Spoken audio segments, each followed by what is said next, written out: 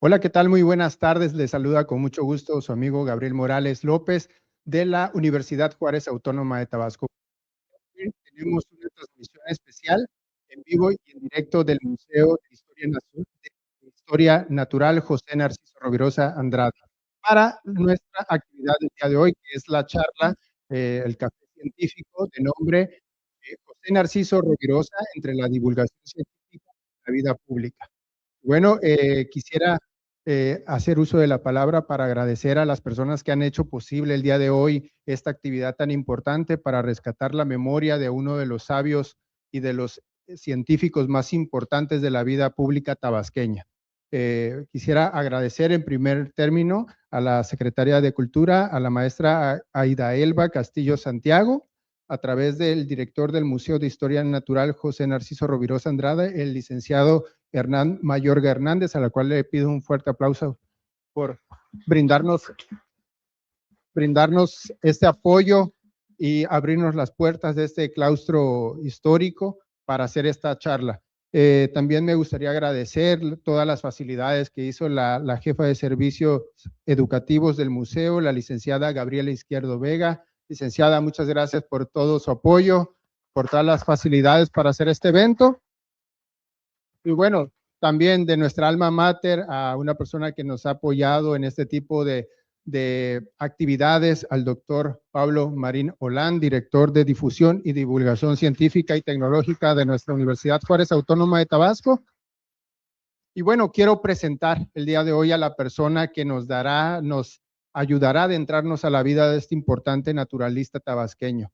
Se trata del doctor Jorge Luis Catdepón Ballina, del cual me voy a permitir hablarles un poco de su trayectoria profesional y de su formación.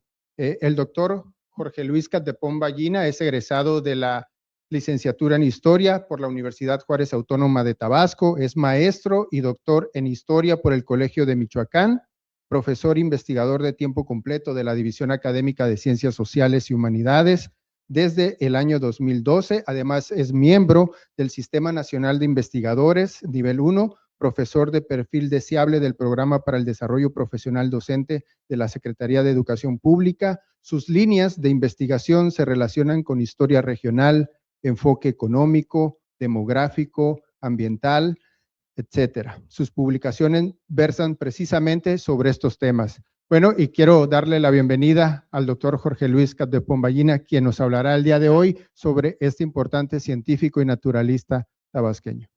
Doctor, bienvenido.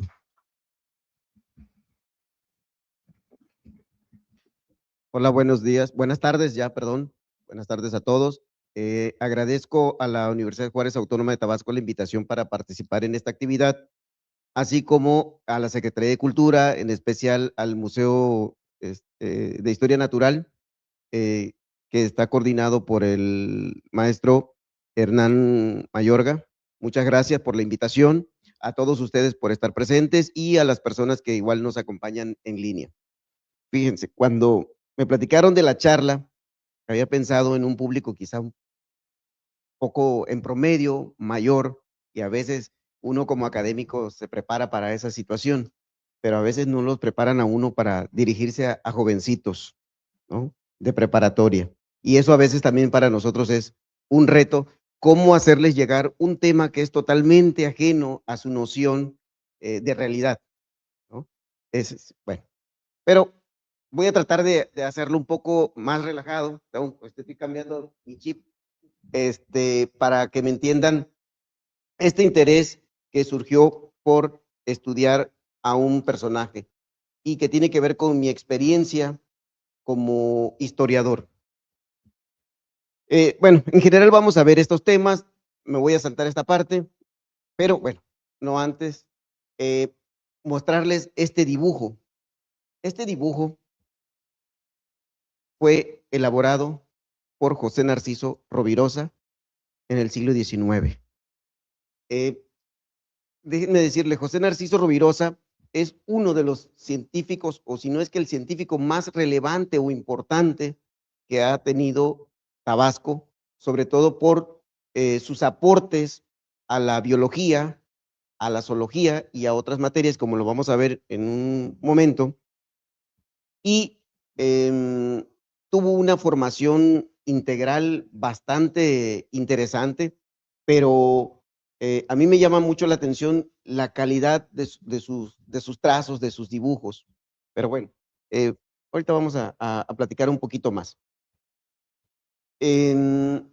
Aquí esta frase que está en uno de sus textos me llamó mucho la atención porque es este tema que qué tan relevante es la ciencia para la gente en general o para las propias autoridades de un país. Cuánto se invierte en la ciencia y la relevancia que tiene la ciencia y que en muchas ocasiones es vista como una actividad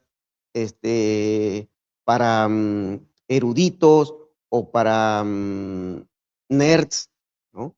En este concepto que utilizan mucho, bueno, ya se utilizan desde hace muchos años, pero que bueno, ustedes conocen muy bien.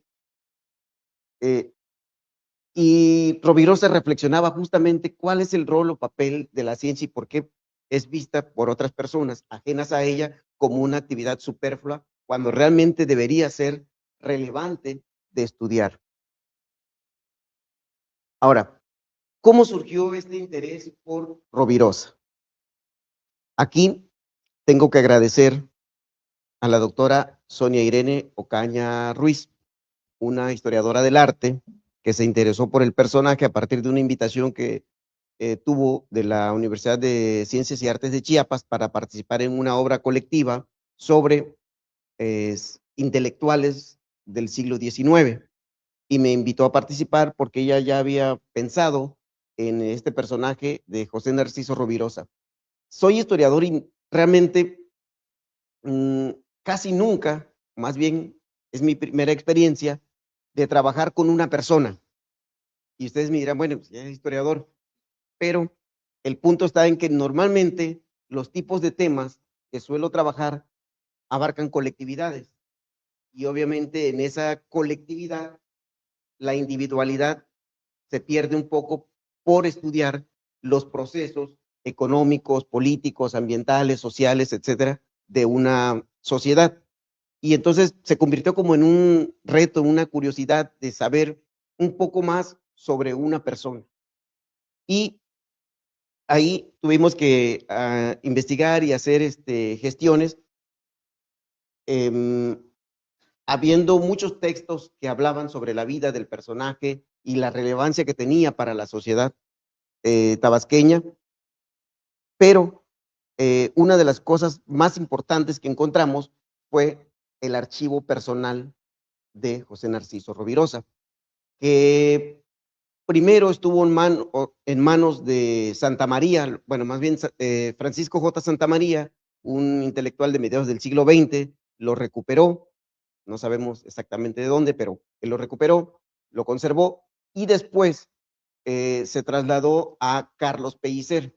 Y Carlos Pellicer hizo una selección y coordinó un proyecto de publicar toda la obra completa de Santa María. Digo, perdón, de Rovirosa.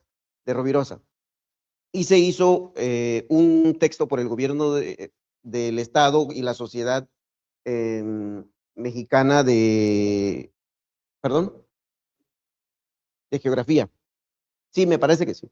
De todas maneras, aquí tengo el dato, pero estoy tratando de cambiar, les digo, un poquito la charla. Y se publicó gran parte de la obra, no toda la obra, bajo el título de Obras Científicas de José Narciso Rovirosa. Y después, por alguna razón, se extravió, entre comillas, el archivo y quedó bajo resguardo de este inmueble, que ahora conocemos como Museo de Historia Natural, José Narciso Rovirosa, y en algún momento, por circunstancias igual desconocidas, terminaron en resguardo del Museo Regional de Antropología e Historia, y ahí lo consultamos. Es un acervo muy, muy interesante que tiene los dibujos originales de Rovirosa, y también ahí se encuentran algunos escritos personales, es decir, correspondencia de José Narciso Rovirosa, entre otros materiales. Y nos llamó la atención porque ahí fue donde comprendimos esta parte humana de un científico del siglo XIX. Ahora, para comprender un poco sobre cómo alguien en Tabasco, en un lugar, digo, nos imaginamos, y ahorita les voy a describir un poquito más,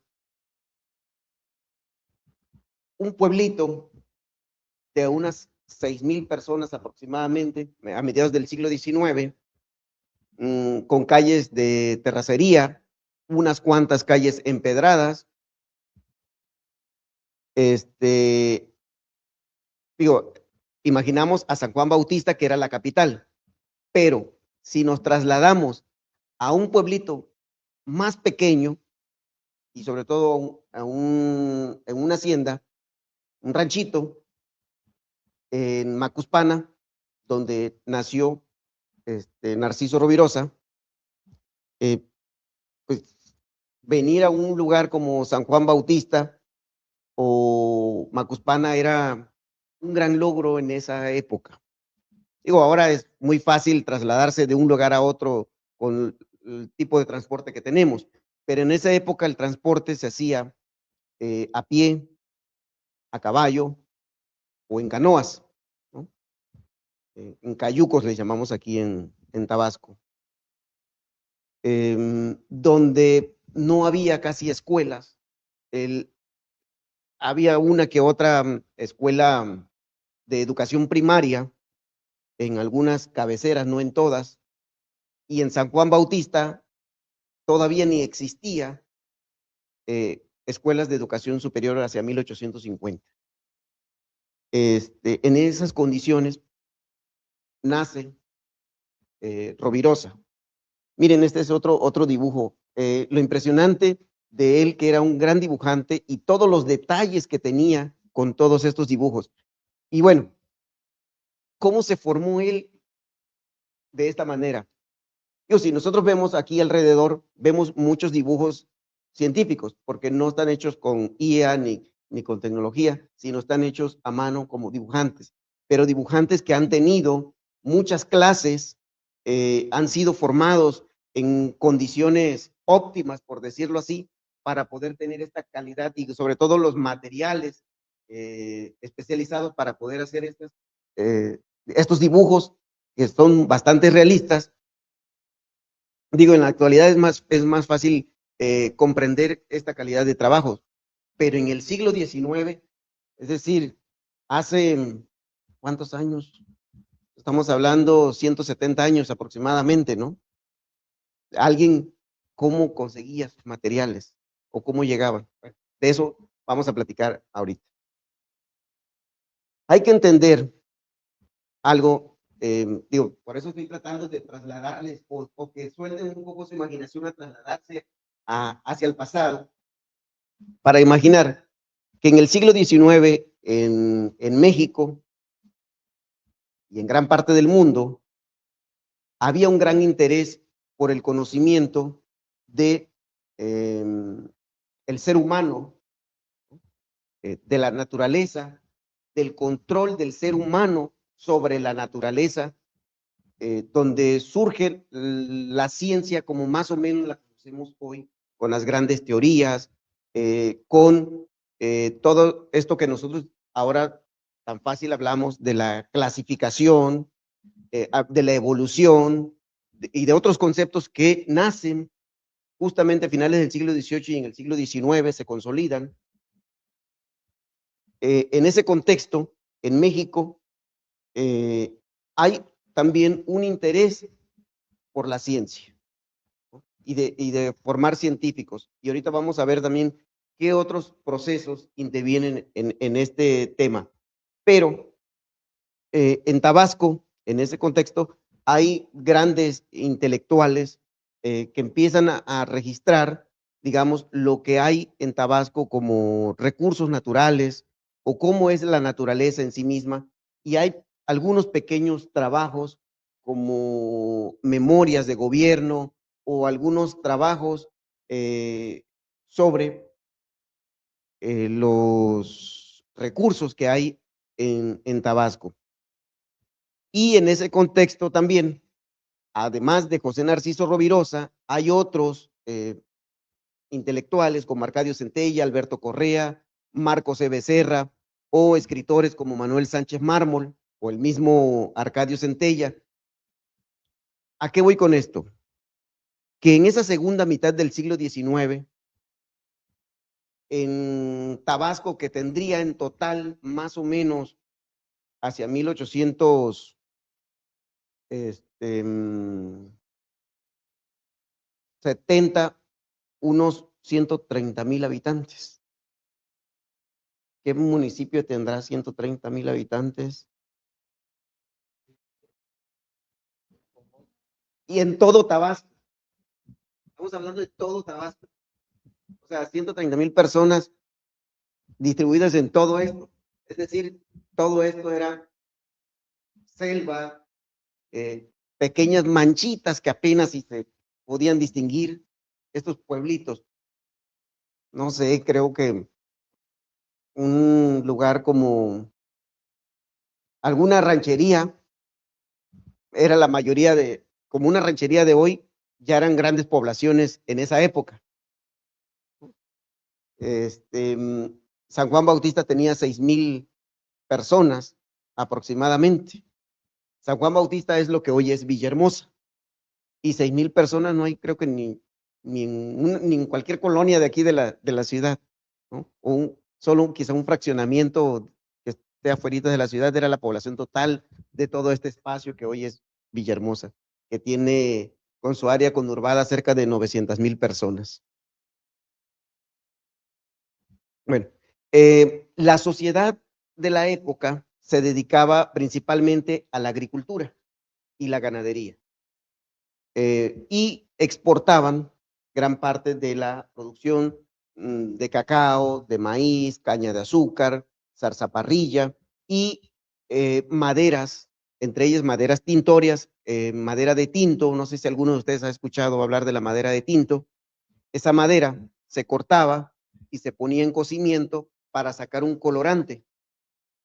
Se han visto cómo se pone a cocer la Jamaica, ¿no? Y sale un tinte con el cual hacen el agua de Jamaica. Bueno, así se ponía a cocer más o menos, pero en trozos, el palo de tinte, hasta lograr una pasta, un líquido color sepia, con el cual se pintaban las telas de la época, antes de que existieran los colorantes químicos.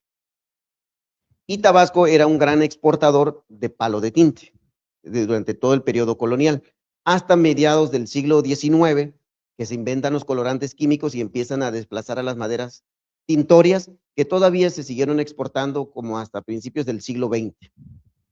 Y además de las maderas tintorias, las maderas preciosas, que son las maderas que se utilizan para la carpintería fina o ebanistería, como la caoba, el cedro, entre otros. Entonces, de eso vivía esta sociedad, de transformar esos recursos naturales en dinero, que ese dinero se utilizaba para invertir hacia el transporte fluvial, transporte marítimo, las actividades de importaciones, porque aquí no se fabricaba más que velas, panela, azúcar, entre otras cosas menores. Esa era la industria local, ¿no? Pues no había más. Las élites eran los hacendados, los comerciantes, los políticos, y la mayoría de la población, como ven ustedes, estaba dedicada a esta parte, pues, de la vida simple de una ciudad, o a la parte de la agricultura y la ganadería. Y bueno, aquí tenemos estos datos. Miren, hacia 1900, Rovirosa muere en 1901, San Juan Bautista, o la ciudad, tenía 10,000 habitantes. Todo el municipio, que también se llamaba San Juan Bautista, tenía 32,000 habitantes. 10,000 habitantes, es que no sé, Dos Montes cuántas personas tendrá, pero digo, no, bueno, sí, quizá como Tamulté de las Sabanas, no Tamulté de las Barrancas, porque Tamulté de las Barrancas tiene más. Tamulté de las Sabanas, tendría una población así. La ciudad, en gran medida, era, pues, casitas a orillas de un río, porque toda la parte de la ciudad se concentraba. ¿Alguien ha ido a la zona del Malecón, no? Casi todos, ¿sí? Bueno, ahí donde está Plaza de Armas, era la parte principal de la ciudad, y toda la ciudad era comprendida entre lo que hoy es Paseo Tabasco y Gregorio Méndez, y un pedacito hasta Mina, o un poco antes. Toda esa parte era la ciudad. Ahorita vamos a ver un mapita. Este era San Juan Bautista hacia 1884.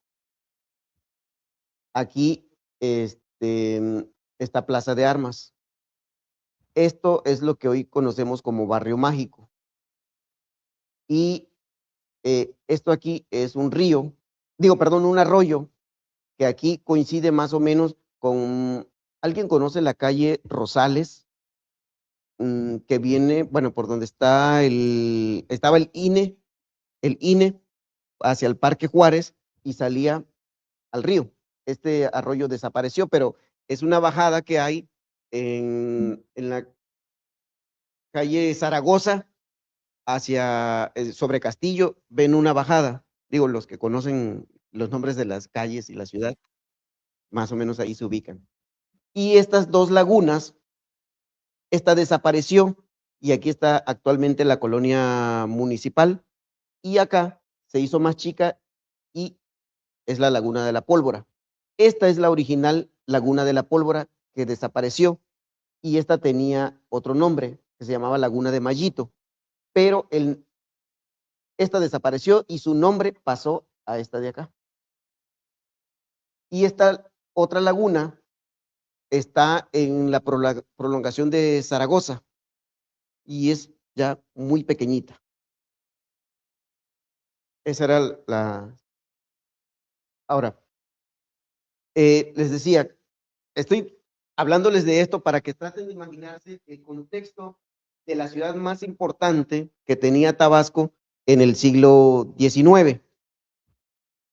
Pese a que era una pequeña ciudad, en esa segunda mitad del siglo XIX, miren, aquí encuentran unas pequeñas descripciones de unos viajeros. Este es un viajero que se llama Desiré Charnay, que vino a Tabasco hacia 1880-81 y hace una pequeña descripción de la ciudad. Y esta otra es una descripción que hace otro viajero que se apellida Heller, que hizo hacia 1847. ¿No? De hecho, no es 47, es antes, es 87 si no mal recuerdo. Sí, es 87, es ahí un error de dedo mío, lo reconozco. Pero bueno, ¿qué había en San Juan Bautista, en esa pequeña ciudad? Aquí se encontraban las autoridades, se encontraban las principales casas importadoras de manufacturas, comestibles, vinos, cristalería, de las novedades tecnológicas que existían en esa época, llegaban primero a Frontera y a San Juan Bautista. Y era un lugar donde había mucho movimiento, pero en ese pedacito que hoy conocemos casi como el centro de la ciudad, el centro histórico, que es un poquito más amplio que lo que es el barrio mágico en sí mismo. Y bueno, viéndolo desde una imagen más lejana, más amplia, es una manchita, esta era la ciudad. Actualmente la ciudad ocupa todo esto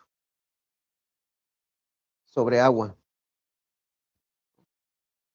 Y esta es esa manchita que vimos hace ratito. Ahora, al ser San Juan Bautista la principal ciudad, también era el principal centro cultural y, por decirlo así, científico de la ciudad. Les dije que, bueno, hacia 1850 no existían instituciones de educación superior. La primera institución de educación superior abrió sus puertas hasta 1879. Para ese entonces, Rovirosa tendría, ¿qué? 30 años, porque acuérdense que él nació en 1849. Abre sus puertas el Instituto Juárez con estas carreras que son notariado, jurisprudencia, farmacia, agrimensura y pedagogía. Y antes de esto, ¿qué es lo que hacían, digamos, las personas adineradas, los hacendados, los grandes comerciantes? Enviaban a sus hijos a estudiar a otras partes, por ejemplo, a Campeche, a Mérida, a San Cristóbal o al centro del país. Rovirosa en sí mismo fue enviado a los 17 años a estudiar a Campeche y ahí se formó y ahí obtuvo el grado de agrimensor. Agrimensor es como hoy sería un ingeniero topógrafo, ¿no? Sería como el símil actual. Y allá se iban a estudiar. Rovirosa, en ese contexto, no se forma como tal aquí en Tabasco como profesional, sino lo hace fuera. Y bueno, aquí vamos a insertar ahora a Rovirosa un poquito. Él nació en Macuspana en el 49 y en 1867 se trasladó a Campeche, donde estudió ahí en el Instituto Campechano la carrera de agrimensor, y después es muy probable que a través de una revalidación también es validado su título aquí en el Instituto Juárez en 1883, porque aparece como graduado el 24 de mayo de 1883. Después vivió en Ixtacomitán, Chiapas. Posteriormente se trasladó a la Ciudad de México, donde estuvo como 2 años, y finalmente regresa a San Juan Bautista hacia 1887 por invitación de Simón Sarlat Nova, que era el gobernador, y lo invita para dar clases en el instituto. Las materias de zoología, botánica y dibujo lineal, ¿no? Por eso les decía, Rovirosa era un gran dibujante. Se convirtió en maestro de dibujo en el Instituto Juárez. Hacia 1887, hasta su muerte, fue profesor del Instituto Juárez, hoy la Universidad Juárez Autónoma de Tabasco.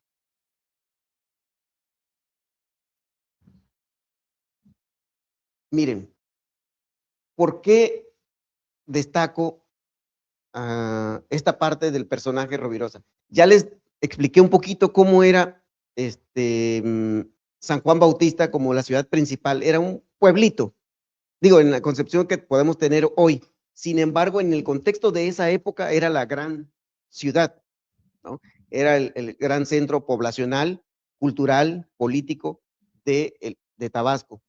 Y en esas condiciones que existían no solamente en Tabasco, sino gran parte del sureste, con una gran despoblación, se formó este científico que conocemos como José Narciso Rovirosa. Y él tuvo ese conocimiento tan amplio de abarcar varias disciplinas o áreas de conocimiento, como la zoología, la botánica, la meteorología, la geografía e incluso la historia. Hoy a nosotros se nos dificulta una sola carrera, ¿no? Tomar una sola carrera. Y no adquirimos todos esos conocimientos y habilidades en toda la educación preescolar, primaria, secundaria, preparatoria, y lo que hoy es la universidad. No logramos, digo, poder hacer un dibujo como a lo que nos dedicamos, o los que egresan de una carrera como zoología o botánica, yo lo dudo, Digo, ¿por qué? Porque hay que tener esos conocimientos. A lo mejor sí hay algunos, digo, no discuto eso, porque prueba de ello es esto, pero ¿cuántos años y qué formación tenemos, qué tecnología y qué acceso a libros, a materiales y muchas otras cosas actualmente y no logramos esto? Este personaje logró escribir sobre muchos de estos temas.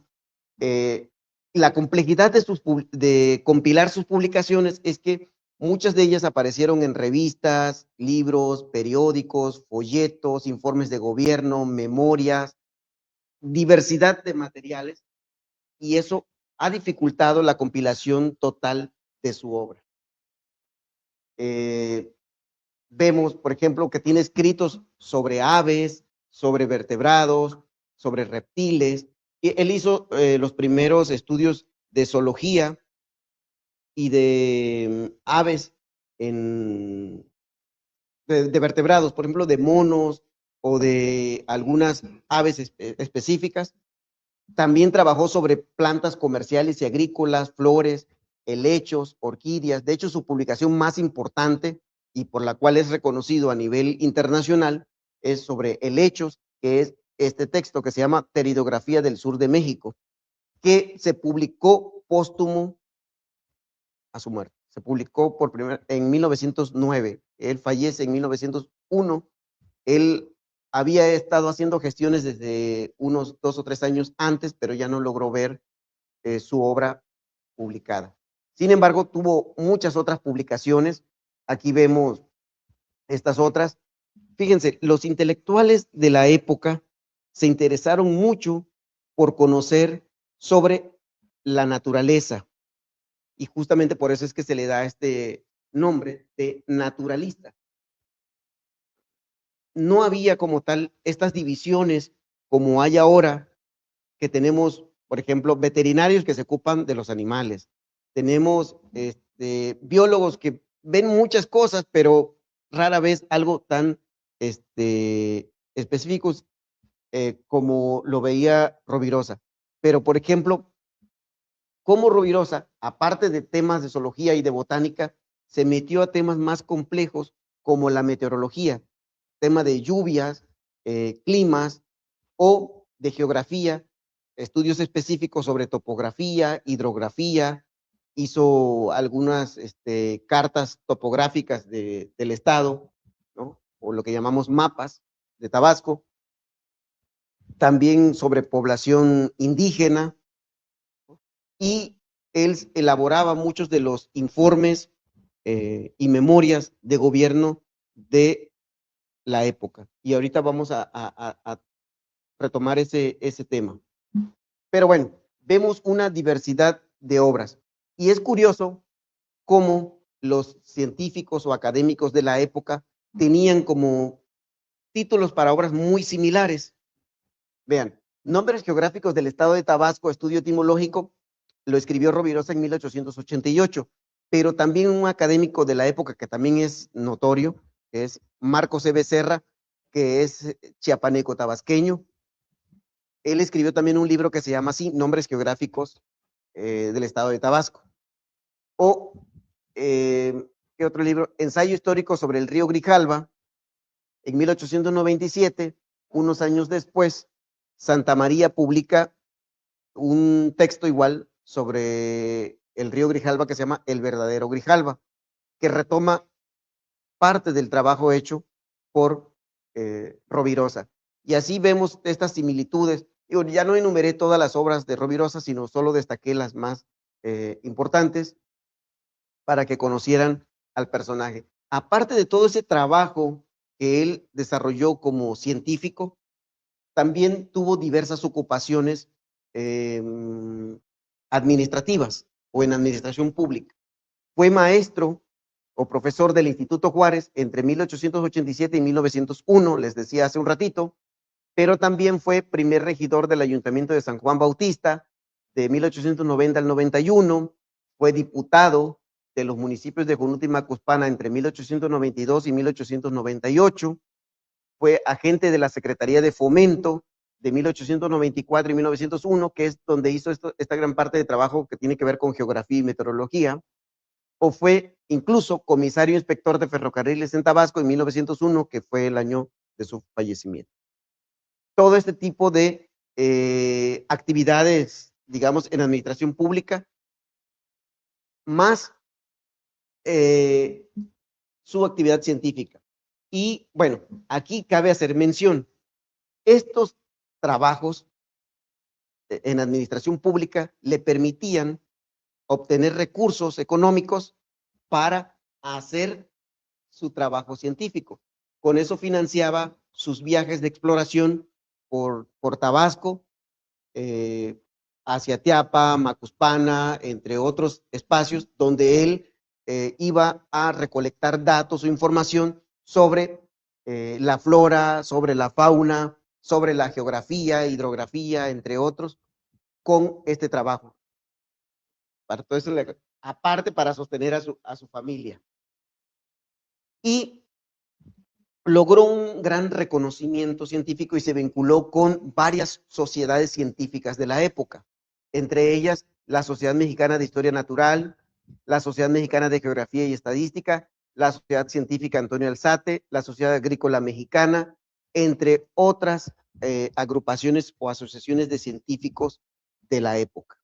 Él era miembro y muy respetado, y ahí en los boletines, folletos y revistas de estas instituciones publicó varias de sus obras, aparte de las que publicó con recursos propios o con recursos, bueno, más bien no con recursos, sino a través de la administración pública. Por ejemplo, esta reseña geográfica y estadística funge como una especie de memoria de gobierno de Simón Sarlat. Entonces, vemos aquí todo lo que hizo este personaje en un contexto, pues, muy, muy complicado en la época, ¿no? Hablando de todas las limitaciones tecnológicas, incluso científicas, porque adquirir un libro era una odisea que llegara una publicación desde México o desde el extranjero. A nosotros ahorita pedimos un libro y nos llegan 2, 3 días a la casa, ¿no? En esa época, la llegada de un libro eran muchos meses. Incluso una carta enviada de aquí, por ejemplo, a Tenosique, se tardaba de 8 a 15 días. Hoy nosotros nada más agarramos un mensajito y está llegando a cualquier parte del mundo un mensaje. En esa época era muy complicado. Estas son algunas de sus publicaciones. ¿Cómo ando en tiempo? Vamos bien. Vamos bien. Ok. Bueno. ¿Cómo comprender entonces en este contexto de sociedad o todos estos logros que hizo Rovirosa como científico? Bueno, hay 3 procesos muy importantes que marcaron en gran medida a los científicos del siglo XIX. Uno de ellos fue este pensamiento liberal que se propagaba por el mundo desde finales del siglo XVIII y gran parte del siglo XIX, con la Revolución Industrial, la Revolución Francesa, la independencia de Estados Unidos y una vuelta o un despertar como tal de la ciencia, ¿no? Aparte de eso, la necesidad que tenía el país del control y conocimiento de sus recursos naturales. Recuerden ustedes que México tuvo intervenciones de Estados Unidos y de Francia justamente por la debilidad del control territorial. Eso llevó en gran medida a México a perder ante Estados Unidos más de la mitad del norte del territorio por lo despoblado que era ese espacio. Entonces, gran parte de la política de gobierno de mediados del siglo XIX se concentró en el conocimiento y control, incluso de proyectos de colonización de estas áreas un poco deshabitadas, y gran parte de los estudios de los científicos del siglo XIX era conocer el territorio, la naturaleza, los recursos, qué es lo que se podía aprovechar y mantener el control de todo esto para beneficio del país. Y finalmente, la ciencia positiva o lo que llamamos positivismo, que estuvo en el pensamiento de los científicos del siglo XIX. ¿Y qué es el positivismo? Pues es una corriente que plantea que las sociedades tienen que ser modernas. ¿Y qué implica ser modernas? Progresar y lograr beneficios o consolidación de lo material, de lo económico. Por eso en el porfiriato el ferrocarril se convierte como en ese símbolo de que como sociedad estamos avanzando hacia una época o era mejor. Eso implica en gran medida el positivismo, digo, hablando así en palabras bastante sencillas. Y para ello, la ciencia fue vital. La ciencia fue vital en este sentido y en ese contexto es que gran parte de la producción de los científicos, incluido Rovirosa, es que entra, ¿no? En su pensamiento, porque ahorita lo vamos a ver. Rovirosa, recuerden ustedes que fue invitado por Simón Sarlat, el gobernador de Tabasco, hacia 1880 a 94 aproximadamente, que fue una primera etapa del porfiriato. Lo invita a llegar a Tabasco y se convirtió Rovirosa en el científico más importante con relación al gobernador. Y después, este grupo es como desplazado cuando se consolida el poder de Abraham Vandala, y obviamente Abraham Vandala tenía otra idea y habían otros grupos también de intelectuales, entre ellos Alberto Correa, que se convierte en el principal intelectual de Alberto Correa y desplazan en gran medida al grupo donde pertenecía Rovirosa y las complejidades políticas que él vive en sus últimos años. Y ahorita vamos a retomar. Pero, ¿cómo podemos decir que Rovirosa o estas ideas positivistas entran en el pensamiento o el quehacer de Rovirosa? Bueno, Rovirosa escribe un texto que se llama El papel de Holocín, y en gran parte de su obra se pueden ver como ciertos conceptos o palabras que nos hacen como asegurar que sí estaba impregnado su pensamiento con esta visión positivista de la época.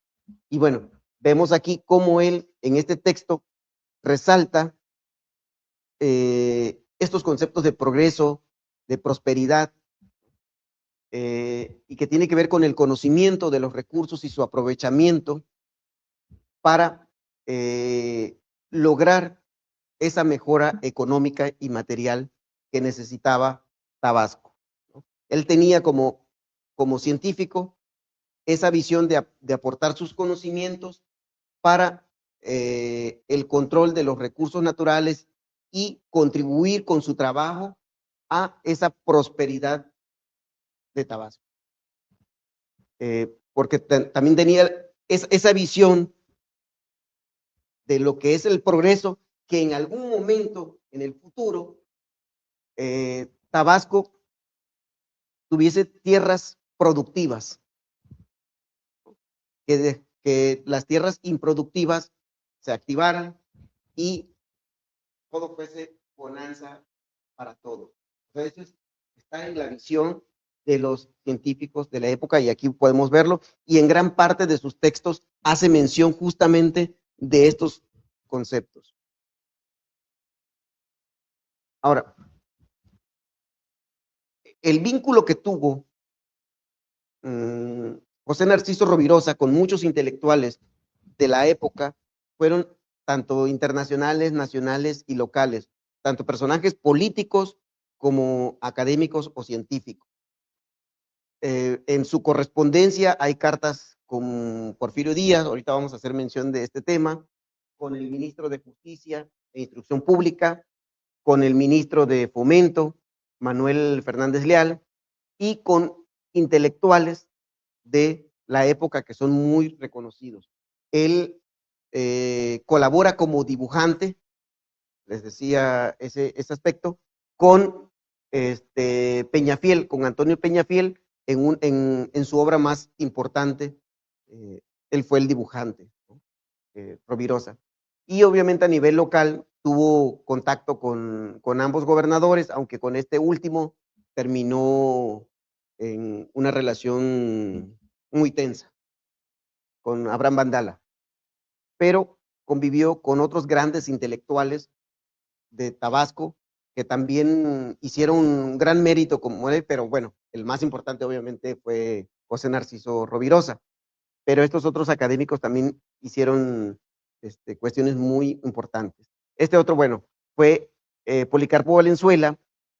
Él financió parte de su obra en los últimos años de Rovirosa y hay un convenio que ya no le dimos como ese seguimiento de saber si logró los recursos necesarios, pero sí tenían que ver con la publicación de una de sus obras, que si no mal recuerdo es Pteridografía, o uno sobre flores y plantas de Tabasco. Pero bueno, ya no le seguimos, pero sí hubo como ese acercamiento. Ahora, como académico, como científico, ya vimos todos sus logros, ¿no? Pero también tuvo una faceta que es muy poco conocida. Y aquí, bueno, me regreso a esto. Casi todos los estudios que se han hecho sobre los intelectuales, científicos, naturalistas del siglo XIX se enfocan mucho a todo esto que he platicado, ¿no? De las obras, las publicaciones, su participación en las distintas áreas o disciplinas, pero hasta ahí. Con la consulta de este acervo, de su archivo personal, nos encontramos un tema interesante. Resulta que tuvo un interés de llegar a ser gobernador de Tabasco.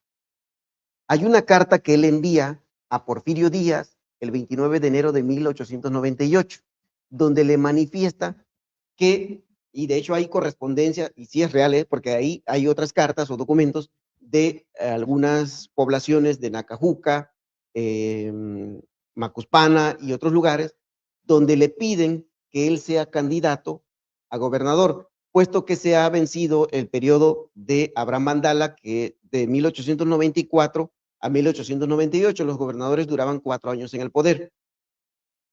Y él consulta primero con el presidente Porfirio Díaz. Acuérdense que estamos en el porfiriato, donde casi en este país un presidente municipal, un gobernador o cualquier otra autoridad casi necesitaba la anuencia del presidente de la República. O sea, el poder inmenso que tenía Porfirio Díaz en todo el país. Entonces, Rovirosa, actuando pues de buena fe, como lo podemos leer muy disciplinado e institucional, consulta con Porfirio Díaz si le da permiso o no de participar en las elecciones para gobernador. Él le envía una carta donde él, siendo institucional, le dice que él les ha contestado que él no se va a mover si no tiene la autorización o el visto bueno de, obviamente, el presidente. Y por eso él escribe. Pero Porfirio Díaz no le contesta de manera inmediata. Después, casi un mes después, él escribe a Joaquín Baranda, que es el ministro de Justicia, y le plantea, porque al parecer ya aquí hay como un roce con el gobernador Abraham Bandala, que hay problemas en Tabasco ocasionados por colaboradores de el gobernador Abraham Bandala. Entre ellos, un personaje que se llama Rodulfo Brito, que curiosamente tuvo un hijo que se llama Rodulfo Brito Fucher, que en algún momento se convierte en rector de la UNAM, ¿no? Entonces, este personaje, Rodulfo Brito, parece ser que tiene por ahí como una especie de su negocio personal siendo un servidor público, es decir, lo que hoy llamaríamos corrupción, porque también otros intelectuales de la época lo manifiestan. Por ejemplo, Arcadio Centella en sus memorias, él menciona que no se explica cómo Brito logró tener tanto poder en el gobierno de Vandala y cómo podía robar tanto siendo Abraham Vandala una persona tan honrada, curiosamente, ¿no? Entonces él comenta de manera muy cercana con Joaquín Baranda, al que él conocía desde antes en sus estadías en el Instituto Campechano, de manera cercana, le plantea su inconformidad con el gobernador. Después él le escribe nuevamente a Porfirio Díaz, el 20 de mayo. ¿Ya cuántos meses han pasado? Enero, febrero, marzo, abril, mayo, 4 meses después, porque todavía 4 meses después no hay respuesta del presidente. Y donde él le señala que, que él no va a hacer nada sin la anuencia del presidente.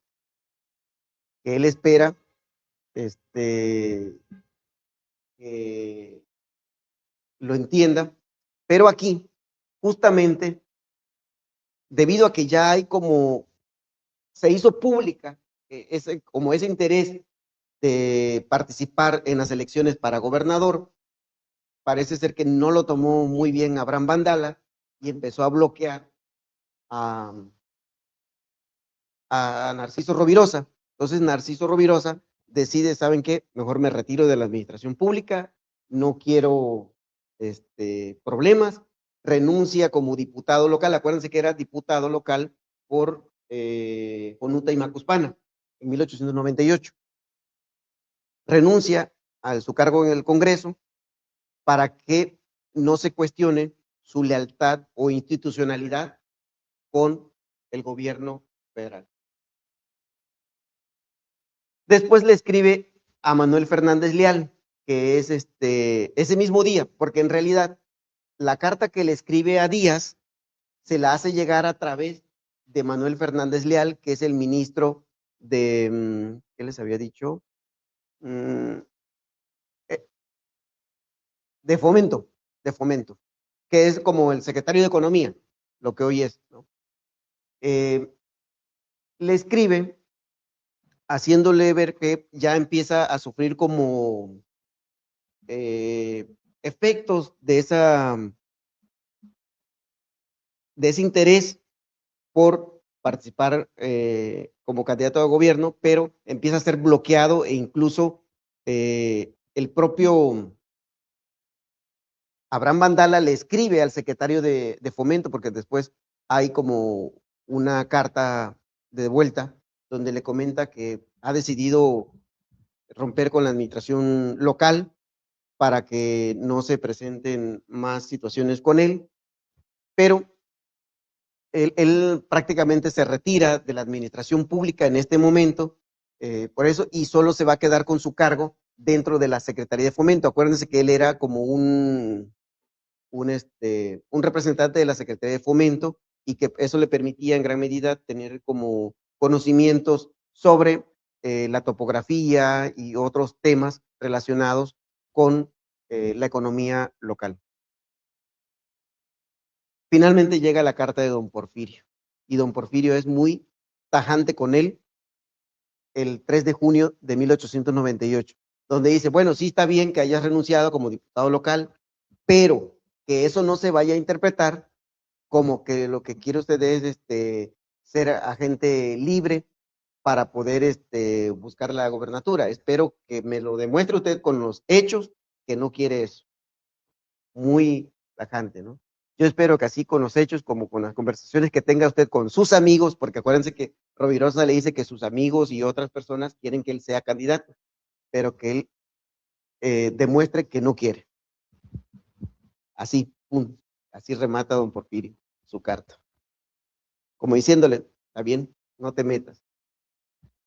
Y ahí fue, digamos, esta parte donde ya Rovirosa asume que él no va a ser gobernador.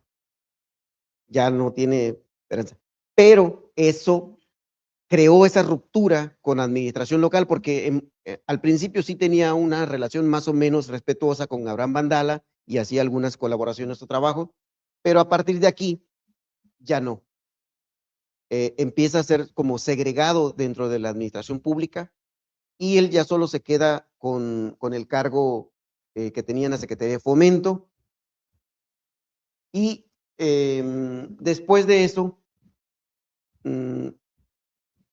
Vandala le presenta muchas dificultades. El secretario de Fomento renuncia y se nombra un nuevo secretario de Fomento, y ese sí logra esa otra parte de comunicación con Abraham Vandala, y aunque no está explícito en algún documento, al poco tiempo, Narciso Rovirosa deja de ser agente de la Secretaría de Fomento. Es decir, que sí, probablemente tuvo que ver Abraham Vandala en el despido de Narciso Rovirosa como agente de Fomento. Pero su amigo, Leal y otros lo logran colocar como agente de ferrocarriles en Tabasco. Y ese es el último cargo que él desempeña. En 1901 recibe el nombramiento, por ahí de enero, febrero, y él tiene el cargo hasta diciembre de 1901, cuando fallece. O sea, sus últimos años fueron complicados a partir de este interés probablemente que tuvo de ser gobernador de Tabasco. Bueno, ya para terminar, pero ¿qué encontramos como personaje? Digo, más allá del científico que vimos que logró ser y que también tuvo este interés en la política, ¿qué otra cosa encontramos? Que era un hombre de su época en el sentido de ser disciplinado e institucional. Es decir, él acató las decisiones del presidente y ya no siguió dentro del mundo de la política con el deseo de ser gobernador. Esa es una. Y la muestra es que él en todo momento dio aviso y pidió permiso para eso, si se lo daban, y si no, pues ni modo.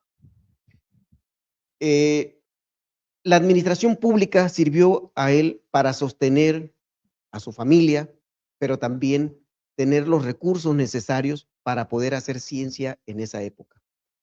En esa época, y como en gran parte de la historia de la humanidad, la ciencia se desarrolló y se ha desarrollado muchas veces al margen del poder, al margen de los gobiernos, en muchas ocasiones. Y así fue. Digo, hasta ya el siglo XX es que la ciencia ha recibido un poquito de recursos para poderse hacer, pero aún así sigue habiendo ciencia un poco como al margen. También vemos que todavía hay que profundizar más en el personaje. Desafortunadamente, ya por la premura de terminar este trabajo que aprendí con la doctora Sonia Ocaña, ya no fue posible ahondar más en el archivo personal. Lamentablemente también es un archivo que se encuentra muy deteriorado, requiere una intervención inmediata para temas de restauración y su posterior digitalización. Sí, hay que hacer como un proyecto ahí para recuperar, porque hay mucha información valiosa, esos dibujos son hermosísimos. Ya no me da tiempo de mostrarles muchas de las fotografías que tomamos del acervo, pero algunas de las imágenes que les compartí, vimos los dibujos que él hacía y que se encuentran ahí y que son de gran valor.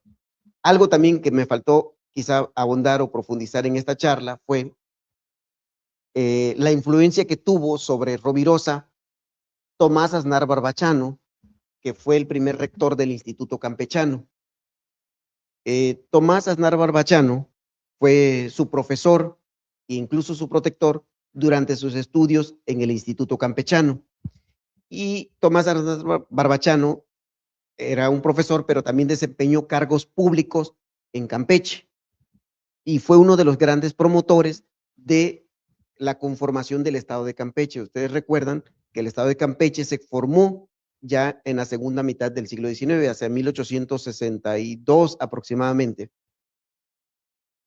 No tengo aquí la precisión del dato, pero también fue vicegobernador y logró otros cargos políticos muy importantes ahí.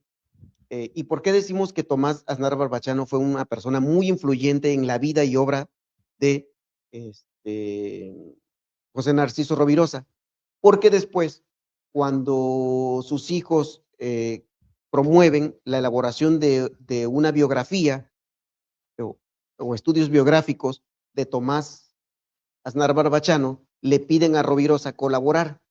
Y él responde en una de sus cartas, que ya no pude reproducir aquí, que sus conocimientos no son tan amplios para poder abordar la vida y obra de Tomás Aznar Barbachano, que para él había sido una gran inspiración dentro del mundo científico y dentro de la administración pública, y ese aporte de la ciencia al beneficio de la sociedad. O sea, palabras más, palabras menos, ese es el mensaje que hay en esa carta que él regresa a la familia de Barbachano, por eso no colabora en la elaboración de la biografía de este personaje, y ahí muestra toda la admiración que tenía por este personaje.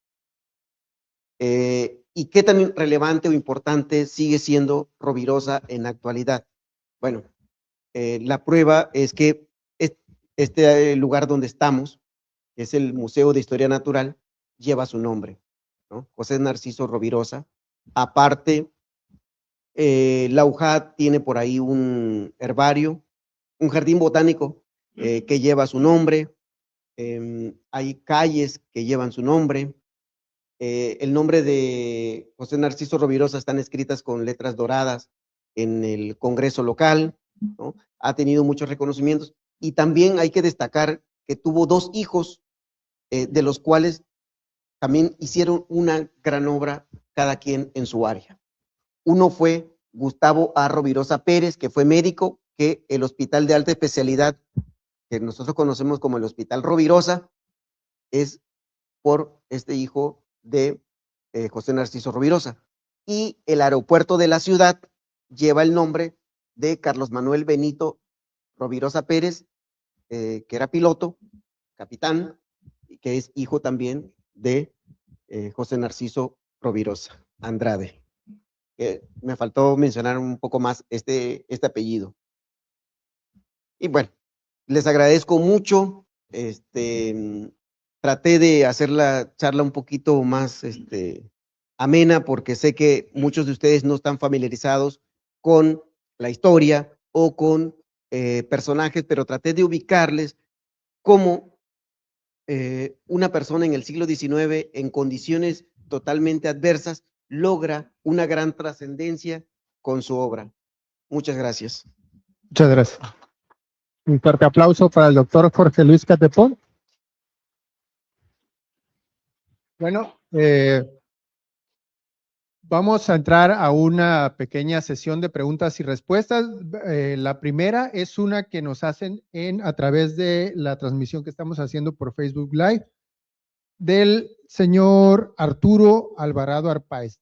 Doctor Catepón dice, ¿existen textos de estudios arqueológicos realizados por Rovirosa? ¿Ha explorado esa parte o tiene intereses por algunas zonas, aunque no se ha encontrado algo escrito?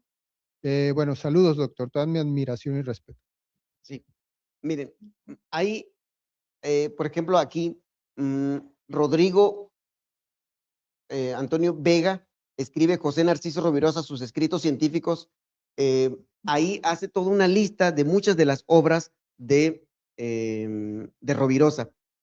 Yo no me he metido mucho a esa parte, por eso les decía, para mí fue o ha sido una primera intervención con un personaje y encontré cosas interesantes. Ha despertado un poco mi curiosidad, y esta semana que estaba preparando cómo abordar al personaje sin caer en la biografía típica de cuándo nació, dónde estudió y cuándo murió, y ahí se acababa, traté de darle como un giro diferente. Mientras leía o releía algunas cosas, entre ellas el trabajo que escribí con la doctora Sonia Ocaña, me hicieron pensar en que todavía hace falta mucho por estudiar del personaje. Desafortunadamente no conozco toda la amplitud de su obra, pero sí habría que profundizar y por eso hablaba de esa necesidad de recuperar ese acervo personal a través de la restauración y la digitalización. Ok. Otra pregunta que nos deja Manuel Domingo Ramírez Acosta, ¿en dónde ubicaría a José Narciso Rovirosa en temas científicos? Sí, desde su punto de vista, es el mejor científico que ha dado Tabasco.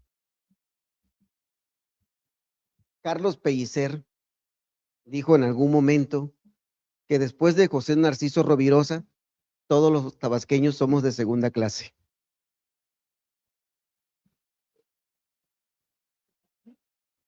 Bien, ahora vamos a pasar a alguien del público. Si quisieran realizar alguna pregunta, están los micrófonos abiertos.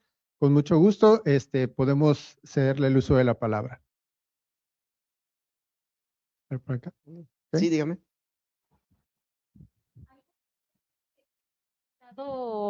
Bueno, gracias a que tenemos ya el acceso a la información demasiado fácil, todas las redes sociales a ustedes les muestran la información que las redes sociales o la gente que quiere mostrarnos algo desea, pero no estamos partiendo de la curiosidad que ustedes tengan. Estos especialistas, estas personas que no tenían ese acceso en ese momento, tenían curiosidad por todo, porque observaban su entorno y nosotros nos estamos perdiendo de ese entorno por estar pegados de pronto al celular y eso lo estamos padeciendo todos, de todas las edades, ¿no? Entonces, yo creo que este personaje es una invitación para todos para que busquemos nuevamente esa curiosidad y que a partir de la curiosidad podamos investigar un poquito más. Gracias. Sí, realmente es importante en una época donde la tecnología tiene tantos beneficios, pero también ha sido mal utilizada. Muchas veces con mis estudiantes platico en clases, es que ustedes conocen la tecnología como una herramienta de entretenimiento, pero no como una herramienta de trabajo para conocer la realidad, ¿no? Ahora los chicos difícilmente, digo, ¿cuántos de ustedes, por ejemplo, conocen un pochitoque? O lo han tenido cerca, unos cuantos. ¿Saben qué es un garrobo? Sí. Bueno, ¿cuántos de ustedes han tenido la experiencia de conocer toda esta fauna y flora que ven aquí en vivo y no solo a través de un dispositivo, ¿no? Ese es algo que deben ustedes siempre de pensar y tener esa curiosidad de conocer y explorar su entorno. Ese es un problema que es algo complicado, tiene muchas vertientes. Digo, en una sociedad donde la tecnología la tenemos por todos lados, hay que saber compaginar y aprovecharla para conocer más. Digo, la tecnología es útil, pero también el sentir y conocer la realidad, ¿no? Yo les invito a que cuando tengan oportunidad vayan, exploren, vayan a los museos, vayan al zoológico, al campo, a otras áreas para conocer en persona las cosas, probar los sabores, colores que tiene Tabasco, ¿no?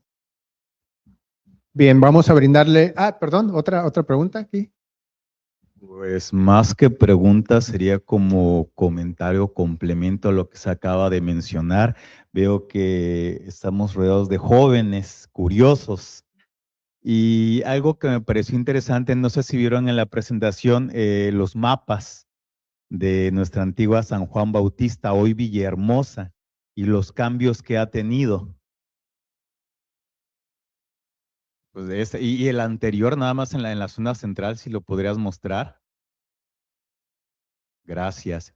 ven cómo estaba el río Grijalva, la principal arteria de comunicación que teníamos aquí, pero también todos esos cuerpos lagunares que rodeaban.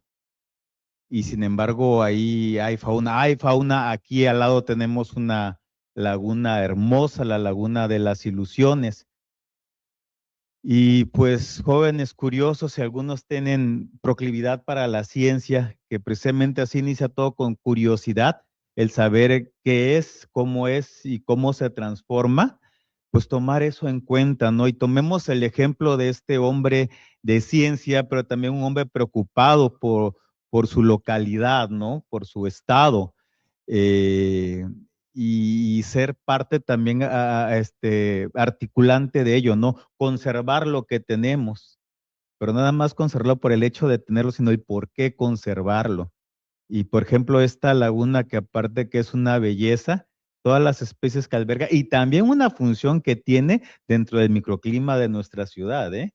Es interesante albergar todo eso, pero nace precisamente a partir de la curiosidad. Jóvenes, sean curiosos, no se cansen de ser curiosos, pregúntense, háganse preguntas, cuestionenlo todo. Y tal vez por ahí tendremos el alma de una persona muy interesada en las cuestiones científicas. Muchísimas gracias. Muchas gracias. Muchas gracias.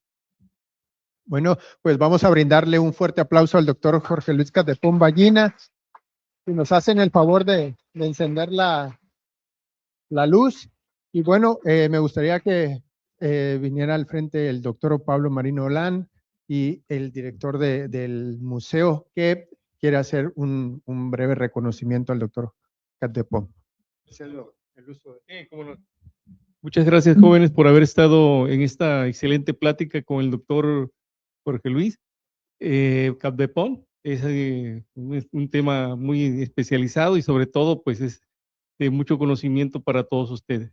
El gobierno del estado de Tabasco, a través de la Secretaría de Cultura, doctor, le hace entrega de este reconocimiento por su charla del día de hoy.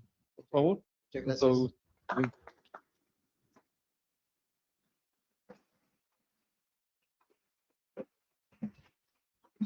Bien,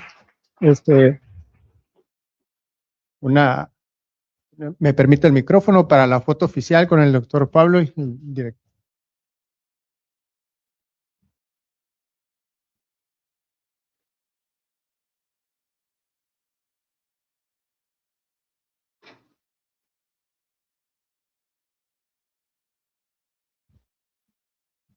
Bueno, y bien, también el doctor Pablo dirá unas.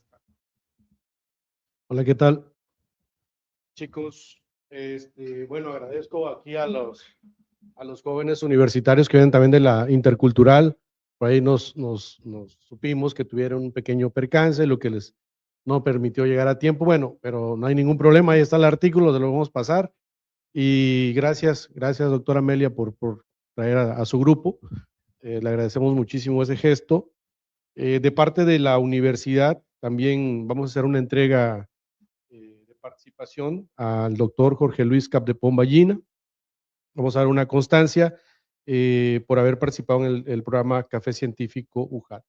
Jorge, de verdad me da muchísimo gusto que estés compartiendo y bajando mucho del conocimiento que tienes, que realmente a veces nada más se queda entre un pequeño grupo de personas especialistas en el tema y muy pocas veces llega a jóvenes, a los ciudadanos. Y aquí en la universidad nosotros en la Dirección de Difusión y Divulgación Científica estamos haciendo ese esfuerzo por salir de ahí de los claustros universitarios y tratar de llevar eventos para un público no especializado, pero que tenga acceso a estas charlas. Imagínense una charla de la talla de Jorge. Jorge es muy modesto, pero realmente Jorge obtuvo con su tesis doctoral el premio Banamex de historia. Bueno, tuvimos mención honorífica, ¿no, Jorge? Cerquita casi de ganarlo a nivel nacional. Entonces, Jorge realmente es una persona muy culta, muy ilustrada. Y bueno, que tengan ustedes una charla de parte del doctor Catepón, que es bastante bueno, es bastante grato. Nosotros por la parte de la Dirección de Difusión Científica también estamos lanzando otro tipo de eventos. Por allí lanzamos una convocatoria. Sabemos que la robótica es un tema bastante embrionario en el estado, pero vamos a estar trabajando el tema de robótica con el Footbot, con la Copa Footbot MX en la universidad, donde van a poner ahí a prueba, vamos a estar transmitiendo algunos partidos de fútbol donde chicos jóvenes como ustedes están creando robots, obviamente, en este caso para fines lúdicos, pero por ahí se comienza para tratar de construir un pensamiento más tecnológico. Y yo pienso, de verdad, chicos, hace algunos días escuché a un youtuber decir una frase que a mí en lo personal me molesta demasiadísimo, que dice, el norte trabaja, el centro reza y el sur descansa, ¿no? Prácticamente donde aquí no hay ningún brote de científico, cuando vemos que desde el siglo XIX, ahí en la estadística que pocos vieron, Tabasco estaba por encima de la media de alfabetización en todo el país. Entonces, Tabasco ha dado científicos de muy alto calibre, no nada más Rovirosa, hay muchos otros más, escritores y bueno, han estado en la parte política. A lo que voy es de que quítense estos pensamientos que son regionalistas y bastante simplistas de decir de que de aquí no puede salir buenos científicos o buena ciencia. Claro que no, por supuesto que sí. Y bueno, la muestra es de Jorge, ¿no? De que aquí es choquito. Pues Jorge, te entrego tu constancia. Muchísimas gracias por haber asistido. Gabriel, no sé si tienes que Sí, vamos a hacerle un pequeño regalo a todas las personas que estuvieron aquí con nosotros. Vamos a presentar una infografía donde las personas que asistieron el día de hoy podrán conocer un poco más sobre la vida, obra, el perfil profesional, todo el trabajo, todas las especies que llevan el nombre de Rovirosa, el legado, los aportes, y bueno, eso lo vamos a rifar en unos momentos más con todas las personas que estuvieron el agrado y el gusto de estar aquí acompañándonos en esta charla. Pues despedimos la transmisión en vivo y nos quedamos con el sorteo. Aquí va. Gracias.